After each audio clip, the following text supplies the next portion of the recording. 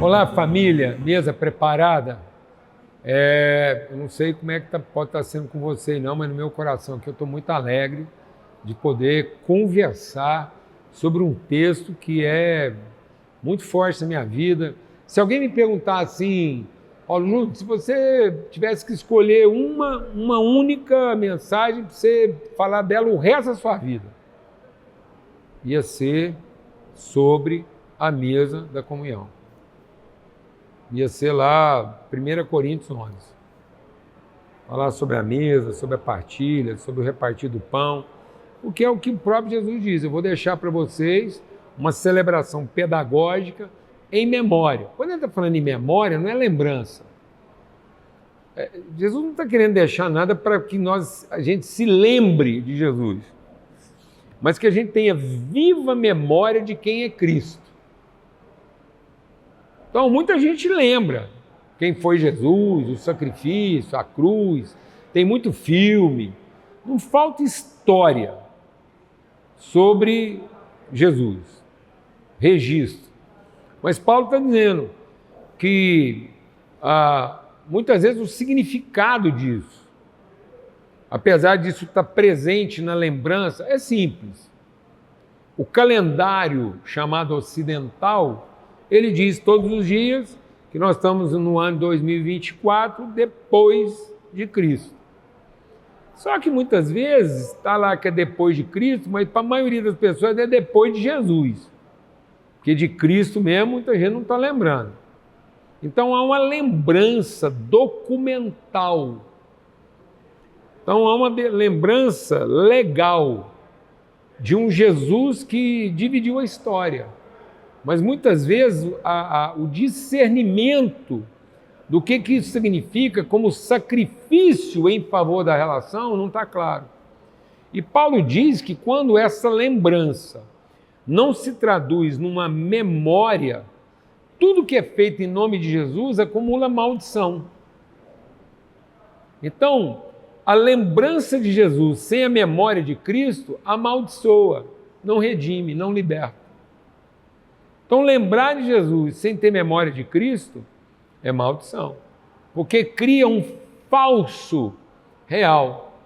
Aí, Jesus é real? É. Mas Cristo é verdade? Muitas pessoas não podem saber. Então, Jesus passa a ser real na vida de muita gente, mas Cristo não é a expressão da verdade na vida dessa pessoa.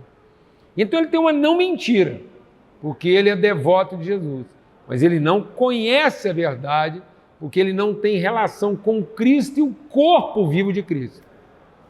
Aí ele frequenta um ambiente onde Jesus é celebrado, mas ele não participa de um encontro onde Cristo é conhecido.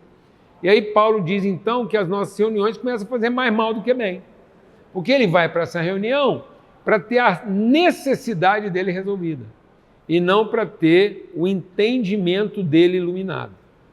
Então Paulo diz, olha, essas reuniões onde a pessoa vai para ter a necessidade dele resolvida, o interesse dele contemplado na figura religiosa de Jesus, está fazendo mais mal do que bem. E é por isso que com o tempo a enfermidade física, a pessoa começa a definhar fisicamente. Depois ela começa a definhar emocionalmente, ansiedade, depressão, desânimo, até que ela enfrenta um colapso espiritual depressivo. Então começa com uma ansiedade de ter o problema resolvido, depois vai para uma patologia um pouco mais sofisticada, que envolve uma raiz de amargura, um ressentimento, um desânimo, até gerar o quê? Uma apatia, uma incredulidade, uma desesperança. Porque é o que Paulo diz em 1 Coríntios 15.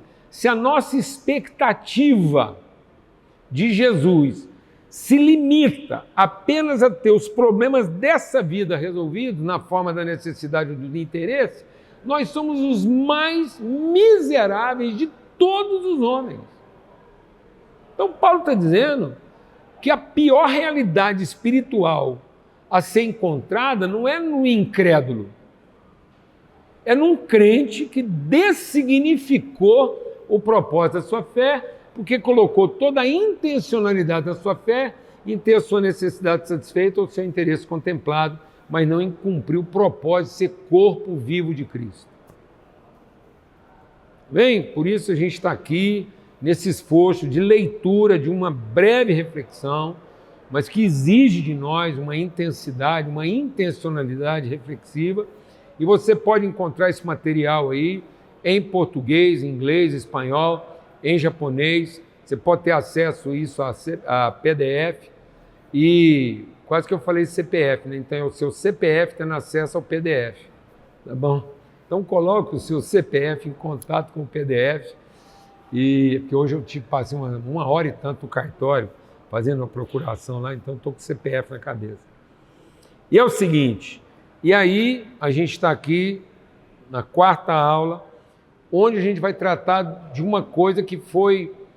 Qual foi a primeira sequela? A gente falou sobre isso. Então, como a mesa é para nos devolver a intimidade, o que pode estar no lugar dessa intimidade?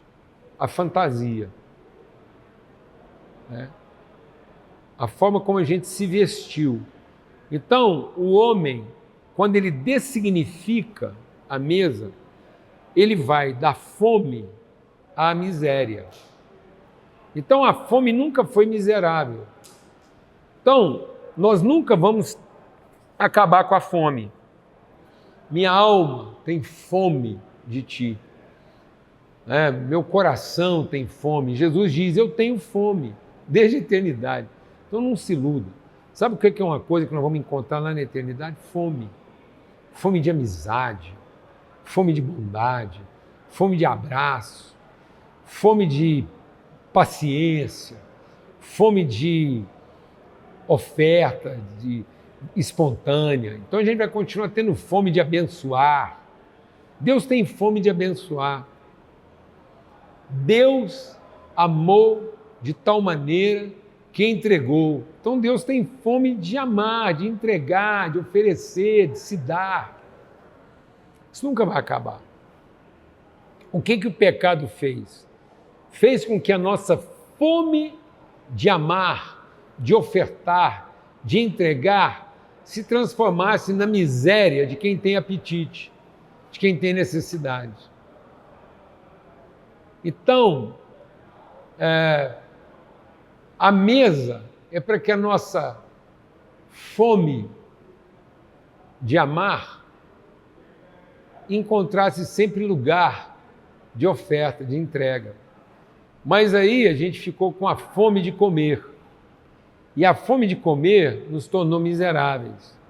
E a miséria nos levou à ostentação do poder. Então, onde é que o homem perde a sua alma? Quando ele acha que acumulou o suficiente para nunca mais ter necessidade de comer. Então, quando ele colhe, e aí o que ele colhe não traduz a fome dele de abençoar, mas traduz o apetite dele de comer. E aí ele deixa de ser a sementeira como quem tem muito para oferecer e passa a ser a miséria ostentada em quem tem muito para comer. Aí ele foi da miséria à ostentação. Ele foi da mesa à fantasia. Então ele se travestiu daquilo que o satisfazia. Aí você vai entendendo por que quando o homem pecou na dessignificação da fome da mesa, ele foi lá na figueira fazer uma fantasia. Então cuidado, porque às vezes nós estamos fantasiados de maneira ostensiva daquilo que revela a nossa miséria de alma. De modo que a roupa não traduz nossa virtude, mas pode ser que a roupa é a forma como a gente finalmente se travestiu de maneira ostentosa ou ostensiva daquilo que é o nosso maior medo.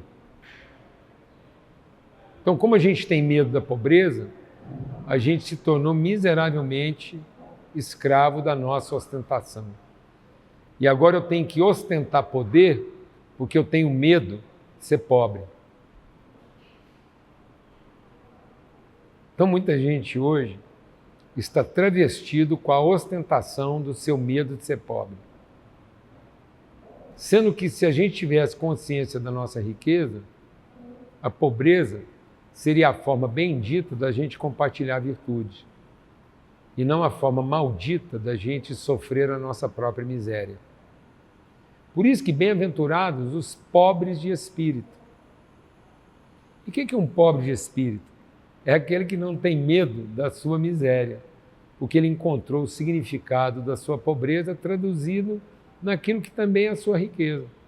Então, a mesa é onde riquezas e pobrezas se encontram. E aí, onde as fantasias são rasgadas e tiradas em favor da intimidade. E aí isso pode ser compartilhado de forma livre e bendita. Então, Jesus, na mesa, se despiu de tudo aquilo que para nós cobria o nosso medo. Quando Jesus tirou a roupa e falou para Pedro que ia lavar os pés dele, Pedro ficou com medo, falou, de jeito nenhum você não vai fazer isso. Então Pedro tinha medo de ter a sua própria nudez revelada, tinha medo da sua pobreza. E isso vai sendo revelado em muitos momentos da sua vida. Pedro tinha medo de ser desnudado na frente de uma pessoa mais pobre que ele. Por isso que Pedro, quando teve que enfrentar um soldado pretoriano, um soldado romano, um soldado religioso, né? Então, quando veio lá a força de Herodes, a força romana para prender Jesus, Pedro não teve medo de desembainhar a espada e partir para o confronto. Mas quando Pedro foi confrontado por uma catadora de lenha, ele teve medo.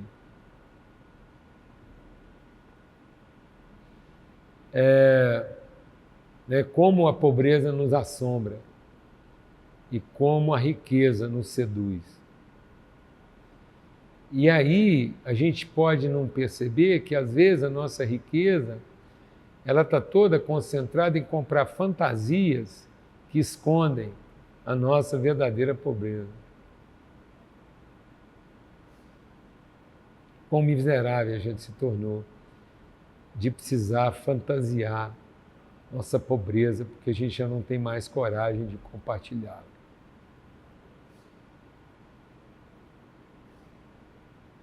E aí Jesus tem que tirar, né? Deus vai ter que tirar essa fantasia de folha. Não interessa com que grife você carimbou a sua fantasia de folha, ela vai ser tirada para Deus nos vestir de uma roupa que fala de sacrifício e não de medo. E aí Ele quer nos vestir de alguém que sacrificou sua intimidade e não de alguém que quis cobri-la. Se liberte das fantasias que estão cobrindo a sua intimidade, para finalmente todos nós podermos ser vestidos da roupa de alguém que a expôs. De alguém que não quis ser forte, mas de alguém que soube ser fraco, em favor de seus irmãos. Quem sabe a gente não está precisando deixar de tentar ser forte e finalmente conseguir ser fraco. Porque será que não é na nossa fraqueza que a virtude de Deus se aperfeiçoa e não no nosso poder? Será que talvez não seja por isso que Deus está nos premiando com fraquezas, com necessidades, com pobrezas, para que a gente finalmente possa compartilhar nossas riquezas? Muito bom isso. Desafiador, humilhante, mas bendito. Então a mesa é para que a gente possa finalmente ser humilhado com segurança, para a gente poder finalmente ser exaltado com segurança. Então a mesa é um lugar onde humilhações e exaltações acontecem com segurança. Porque o que exalta? O que é quebrado. E o que humilha? O que é servido? O que serve? Então Jesus diz, entre os homens as pessoas ostentam poder porque gostam de ser reconhecidas e servidas, mas entre vocês não será assim. Entre vocês todos terão pressa em servir e repartir. De modo que não vai interessar quem comeu primeiro, vai interessar quem serviu primeiro. Não vai interessar quem comeu mais, vai interessar quem entregou mais. No fim, vai sobrar, porque a pressa não será de comer, será de servir. E talvez por isso tenha sobrado tantos cestos cheios de pão. Porque o constrangimento de ver alguém tão simples, um menino, repartindo tudo que tinha, talvez tenha sido o dia em que todo mundo comeu menos, tendo comido mais. E comeu mais, tendo comido menos. Por isso, naquele dia, sobrou para mais gente comer. E por que muitas vezes, apesar de a gente ter tanto, tem faltado para quem precisa comer? É porque a gente está sempre comendo mais do que pode e repartindo, ou repartindo menos do que pode e comendo mais do que realmente precisa. E a ceia, quando ela é celebrada no seu verdadeiro espírito, a gente acaba repartindo mais do que pode e comendo menos do que precisa, porque a gente está limpo, lavado da miséria e da ostentação. A miséria de quem tem medo de não ter o que comer e a ostentação de que a quem acaba acumulando mais do que precisa. Amém? Forte abraço a todos. Vamos fazer uma pausa. Daqui a pouco a gente volta para a nossa quinta aula aí, para concluir esse tempo de reflexão a respeito do tema Ele Teve Fome. Forte abraço.